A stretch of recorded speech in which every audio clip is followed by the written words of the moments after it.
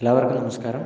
ഇന്നത്തെ ശുഭചിന്ത: എത്ര ബാഹ്യസമ്മർദ്ദമുണ്ടായാലും പാത്രത്തിൽ ഇല്ലാത്തത് തുളുമ്പില്ല, അകത്തുള്ളത് മാത്രമേ പുറത്തേക്ക് വരൂ.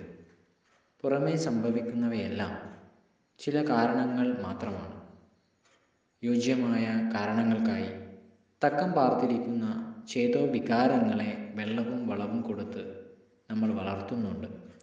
അതത് സാഹചര്യങ്ങളിൽ ഓരോന്നും പ്രത്യക്ഷപ്പെടും. ഓരോ പ്രതികരണവും പുറമേ നിന്നുള്ള പ്രകോപനങ്ങളുടെയോ ഉത്തേജനത്തിൻ്റെയോ പരിണിത ഫലമല്ല, അകമേയുള്ള ചിന്തകളുടെയും മനോഭാവങ്ങളുടെയും പ്രതിഫലനമാണ്. പാത്രത്തിൽ ജലമില്ലെങ്കിൽ അത് മറിച്ചിട്ടാലും ഒരു തുള്ളി പോലും പുറത്തേക്ക് വരില്ല. കരുതൽ ശേഖരമാണ് പ്രതിസന്ധികളിൽ തുണയാകേണ്ടത്. ഏത് അവസ്ഥയെയും ക്ഷമയോടെ നേരിടാനും അതിക്രമങ്ങളോട് ശാന്തമായി പ്രതികരിക്കാനും ശേഷിയുണ്ടാകണം. എല്ലാവർക്കും നന്മകളുണ്ടാകട്ടെ.